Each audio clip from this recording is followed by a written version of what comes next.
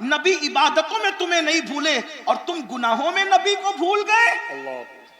نبی عبادت میں بھی تمہیں یاد رکھ رہے ہیں اور تم گناہوں میں نبی کو بھول گئے. یہ کون سی وفا ہے؟ یہ کون سا عشق رسول ہے؟ یہ کون سی محبت رسول ہے؟ آپ کہتے ہیں ہم تباہ ہو رہے ہیں، بے وفائی کا نتیجہ ہے.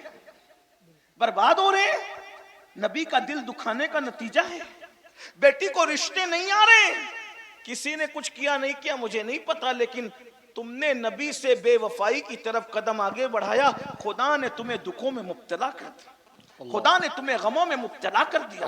تم رسول اللہ کا دل دکھاتے ہو، خدا نے تمہارے دل کو غموں کے اندر مبتلا کر دیا. آؤ جلدی جلدی پھر وہی بات کرو.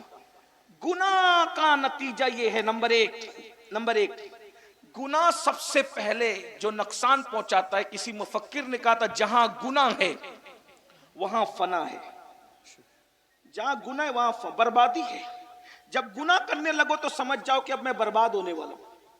بیماریاں برباد نہیں کرتی، جادو ٹونا اتنا برباد نہیں کرتا جتنا گناہ برباد کرتا. کیونکہ جادو ٹونے کا علاج ہے، گناہ کا کوئی علاج نہیں. گناہ کا تو ایک ہی علاج ہے کہ توبہ کر کے یار مناؤ، بس اس کے سوا کچھ نہیں، کچھ نہیں چلے گا. کوئی وظیفے سے گناہ کا ازالہ نہیں ہوگا.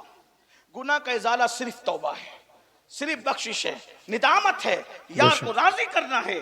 ایک بات. دوسری بات جلدی سے سنیں، جب کوئی گناہ کرتا ہے تو اس سے حضور کا دل دکھتا ہے، حضور علیہ السلام کے دل کو تکلیف پہنچتی ہے.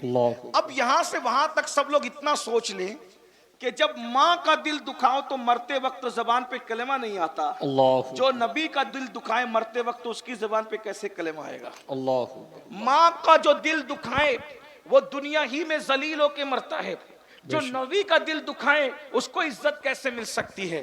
اور تیسری چیز گناہ کا اینڈ ہے جہنم، اللہ کی طرف سے دی جانے والی سزا. اب یہ سزا کیا ہے اس کو محسوس کر لو، لائٹ مت لو. ارے جو ہوگا دیکھا جائے گا، یہ جو ہوگا دیکھا جائے گا. اللہ نے فرمایا، اللہ کا اعلان ہے کہ میں گنہگاروں کو جہنم میں ڈالوں گا. اس کا اعلان ہے ان الابرار لفی نعیم وان الفجار لفی جحیم.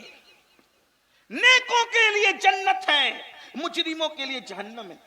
اللہ تو مجرموں سے اتنا ناراض ہے کہ وہ اللہ ان کو سلام بھی نہیں کرنا چاہتا. توجہ، اللہ ان کو، یہ جو کہتے ہیں نا مولانا اللہ رحیم و کریم ہے، اللہ بخش دے گا، اللہ کہتا ہے میں غیرت والا بھی ہوں.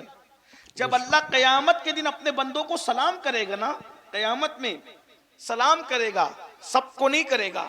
کیا کہا؟ سلام قولا من رب رحیم وامتاز اليوم ایھا المجرمون. جب اللہ اپنے بندوں پہ سلامتی نازل کرے گا، اپنی شان کے مطابق اپنے بندوں کو سلام کرے گا، تو کہے گا جو مجرم گنہگار ہے ان کو چھانٹ دیا جائے. اللہ اکبر. اللہ. خدا جن بندوں کو سلام نہیں کرنا چاہتا، سلام سے مراد وہ سلامتی نہ، یہ مومن کی شان ہے کہ نبی کی غلامی نے تمہیں کس مقام پہ پہنچایا کہ قدرت بھی تمہیں سلام کر رہی ہے. سبحان اللہ. لیکن یہ بھی ساتھ میں وَامْتَازُ الْيَوْمَ أَيُّهَا الْمُجْرِمُونَ، مجرموں کو چھانٹ دیا جائے. مجھے نہیں پتا کہ ہم سلام قبول کرنے والوں کی فہرست میں ہیں یا چھانٹ دیے جانے والوں کی فہرست میں. اپنی راتوں کا اندازہ کرو، اپنی تنہائیوں کا اندازہ کرو، اپنی زندگی کا جائزہ لو. لوگوں کے سامنے عزت دار بننے سے کوئی عزت دار نہیں ہوتا. اللہ قرآن میں کہتا ہے راتوں کو پاپ کر کے صبح کو عزت دار بنتے ہو. تنہائیوں کے اندر زنا کے اڈوں کو آباد کر کے صبح کو جو ہے وہ لوگوں کے درمیان عزت دار بنتے ہو، کڑک استری کے کپڑے پہن کر. اللہ قرآن میں کہتا ہے زک، تنہائی میں پاپ کر کے دن میں لوگوں کے درمیان عزت دار بننے والوں کو اللہ کیا کہے گا پتہ ہے؟ زک انک انت العزیز الکریم. اللہ اس کو جہنم میں ڈھکیل کے کہے گا یہ چک تیرا عذاب. دنیا میں بہت عزت دار بنتا پھرتا تھا، خدا کے سامنے پاپ کرتا تھا. مجھے تو حیرت ہے اس قوم پر، مجھے تو حیرت ہے اس قوم پر کہ اگر اپنے جیسا انسان دیکھ رہا ہو تو آدمی بڑا لقمہ نہیں کھاتا، اور اللہ دیکھ رہا ہے تو زنا بھی کر رہا ہے، اللہ دیکھ رہا ہے جوا بھی کھیل رہا ہے، اللہ دیکھ رہا ہے شراب بھی پی رہا ہے، اللہ دیکھ رہا ہے عورتوں پہ پاپ کی نظر بھی ڈال رہا ہے. میرے بھائی گناہ کا انجام جہنم ہے. اور جہنم کیا ہے سن لو، میری زبانی نہیں، میری اوقات ہی کیا ہے. میرے محبوب کی زبانی، ہماری آنکھوں کی ٹھنڈک، ہمارے مالک، ہمارے مولا مصطفیٰ جان رحمت کی زبانی میرے آقا فرماتے ہیں اے میرے صحابہ، جہنم کی آگ دنیا کی آگ سے 69 درجہ زیادہ تیز ہے۔ جہنم کی آگ کا حال یہ ہے کہ اگر پہاڑ جہنم کی آگ میں ڈالے جائیں تو پہاڑ بھی پگھل جائیں۔ اللہ شب برات کا فائدہ اٹھا لو، اللہ کو راضی کر لو، اللہ کو منا لو۔ میرے بھائی ہے طاقت، جب پہاڑ پگھل رہے ہوں گے جہنم میں، میری اور آپ کی ہڈیوں کا کیا بنے گا؟ ہمارا کیا انجام ہوگا؟ اللہ کے بندو ذرا غور تو کرو۔ میرے اور تمہارے آقا سچے رسول صادق و مصدوق مصطفیٰ جان رحمت فرماتے، مسلم شریف کی حدیث ہے کہ جہنم میں سب سے ہلکا عذاب یہ ہے کہ جہنمی کے پیر میں آگ کی جوتی پہنائی جائے گی، اور جس کے پیر میں آگ کی جوتی پہنائی جائے گی اس کے سر میں اس کا بھیجا ایسے کھولنے لگے گا جیسے چولہے پہ رکھی ہوئی ہانڈی کے اندر پانی کھولتا ہے۔ یہ سب سے ہلکا عذاب ہے میرے بھائی، تو سب سے بھاری عذاب کیا ہوگا؟ سب سے دردناک عذاب کیا ہوگا؟ میرے بھائیوں، اللہ کے سچے رسول صادق و مصدوق صلی اللہ علیہ وآلہ وسلم کا فرمان سن لو۔ میرے آقا فرماتے ہیں سب سے بھاری عذاب اللہ 3 لوگوں کو دے گا۔ یہ میری گفتگو کا اینڈ ہے، میں آخری کی طرف جا رہا ہوں، توجہ کریں۔ سب سے ہلکا عذاب، سب سے ہلکا عذاب، آگ کی جوتی پہنائی جائے گی اور سر میں بھیجا کھولنے لگے، یہ ہلکا عذاب ہے۔ اب بھاری عذاب کیا ہوگا یہ تو اللہ ہی جانے نا۔ اور سب سے بھاری عذاب کس کو دیا جائے گا؟ 3 لوگوں کو۔ سب سے بھاری عذاب، بدترین عذاب، سب سے اتنا بڑا عذاب کسی کا نہیں ہے، کسی کلمہ گو کا اتنا بڑا عذاب نہیں ہے جتنا عذاب یہ 3 لوگوں کا، کلمہ گو لوگوں میں۔ نمبر 1، اللہ کے رسول علیہ السلام فرماتے سب سے پہلے سب سے بدترین عذاب جو جہنم کا سب سے بڑا عذاب ہے، 3 لوگوں میں سے جو اس کو پہلے دیا جائے گا، جو نمازوں میں سستی کرتا اور کوتاہی کرتا۔ اللہ،